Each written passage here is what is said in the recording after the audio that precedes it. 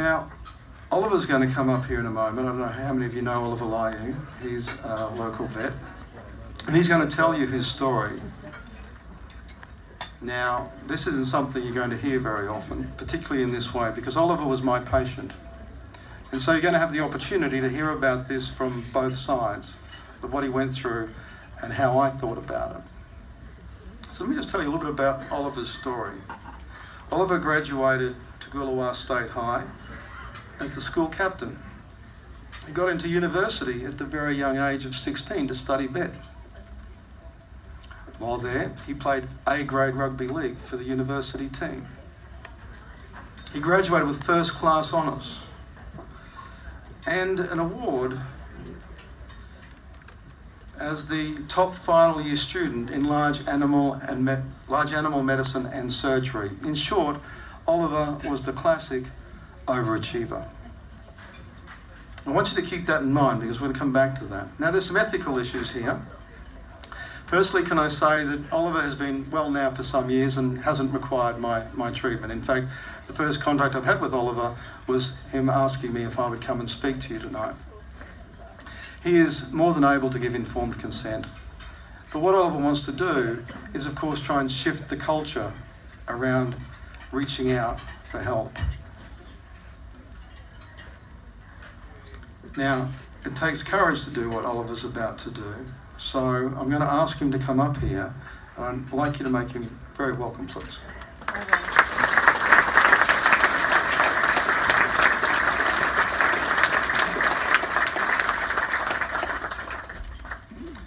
Is there bar service up here? Time for a drink. Yeah, right. Mates helping mates. I knew you'd have one. You owe me a few anyway.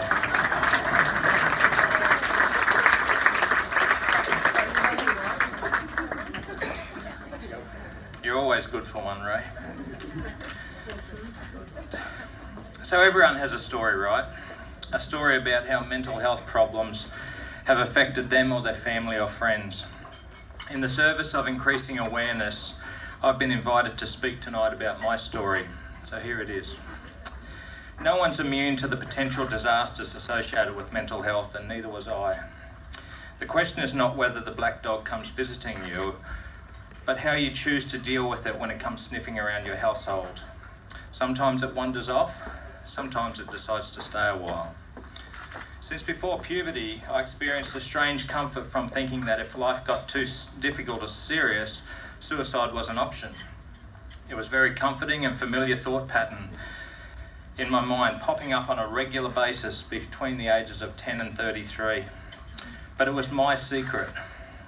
I never did anything about getting rid of it, as I knew I would never act on it, for I knew how devastating my death would be to my family and friends. It was November 2005. I was 33 years old, married with 3 boys under 5 years of age. My business was booming, but I could not keep up with the demands of being a husband, father, vet, and wannabe businessman. Working 80 or 100 hours a week, being pulled in many directions, stress just ate away at my soul. My marriage started to fall apart, and I could not keep up with the rapid growth and cash flow demands of my young business. When I think back to the 2 days leading up to the suicide attempt, I vividly remember isolating myself from others, thinking in tunnel vision sort of way with very strong self-talk voices of, "You've tried everything possible, Oliver, and still failed. You've been seeing a clinical psychologist now for 18 months to help you cope. You've been spending $20,000 a year for a good accountant to help you with your business getting it sorted. This is your destiny. You've lived a full life, did your best, and you always knew that this was how your life on earth was meant to end, didn't you? Just do it, and then you'll become an angel and always be there for your wife and 3 boys to look after them. It's time to go, Oliver. Just do it, and you will help lots of people." I remember my mood during those 2 days of lead up was to pull back, isolate from others, and wait until everyone had left home that morning. I was calm. It was in my mind the only way forward. Looking back, it's really concerning just how this seemed to be so logical in my mind. My mind at the time had concluded that I'd tried my best, failed, and now it was time to move on to plan B. Easy. Through a series of miracles and modern technology, it seemed, I survived. My wife at the time read my goodbye text as soon as I sent it, but she was an hour away. She phoned my brother, who was working 10 minutes away, and he drove to my home in 5 minutes. I was unconscious on my back, barely breathing. He'd recently completed a first aid course, so I was familiar with CPR, and he did this while phoning the ambulance and managed to keep me alive until they arrived and took over.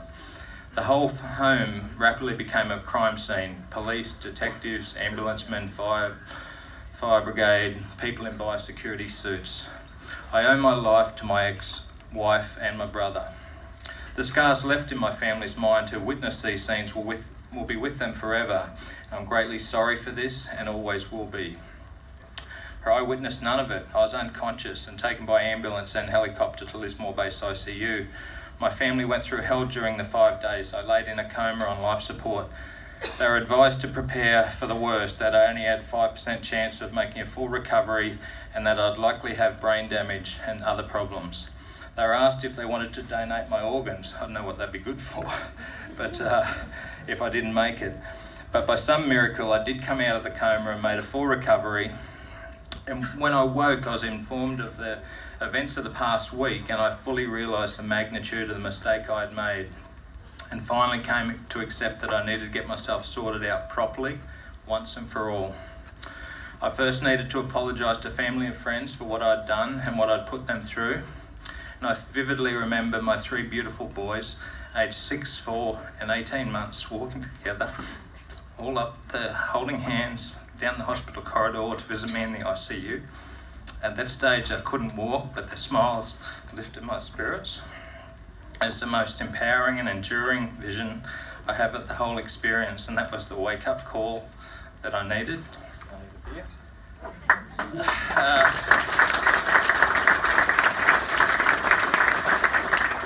They needed their dad to get better, learn a lot of new life skills, and help guide them through the rigours of life. Ironically, our younger son Owen had with him a little soft toy that he got for his first birthday 6 months earlier.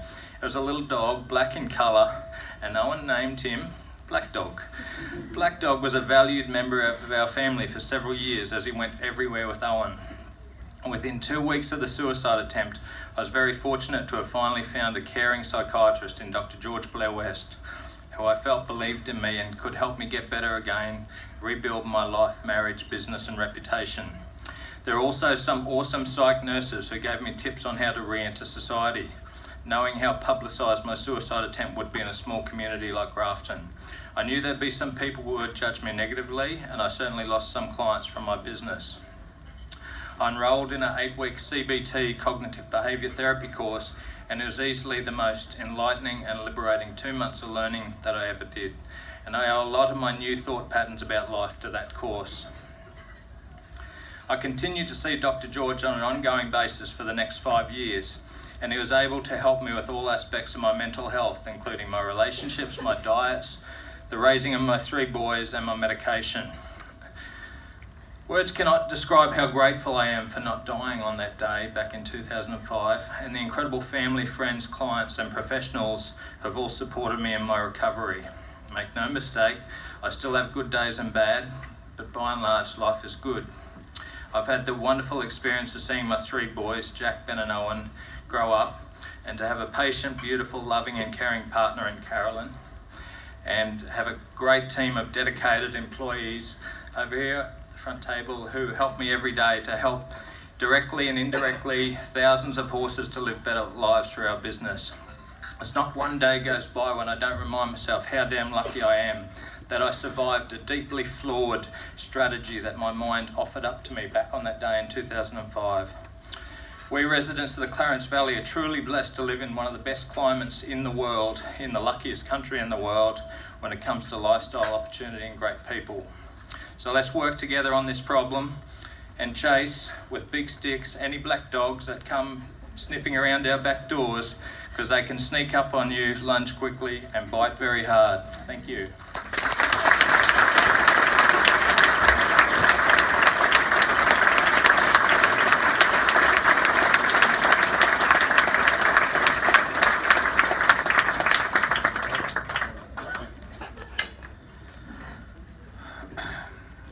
don't think I need to make the point that it would have been an enormous loss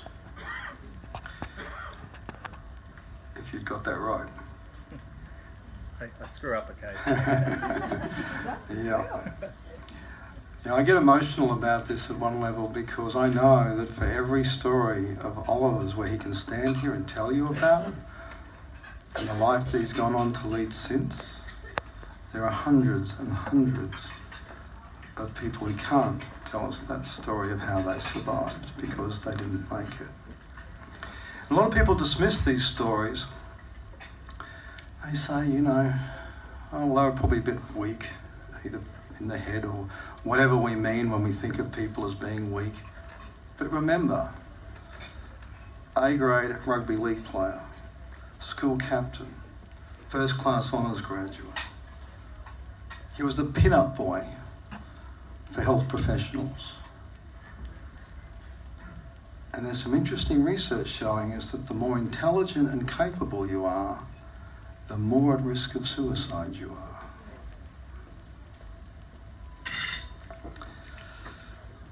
Now,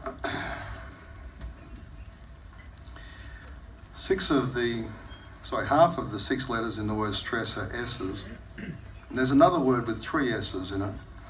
This is a particularly cumbersome segue into the second half of this story. The second word is obsessional.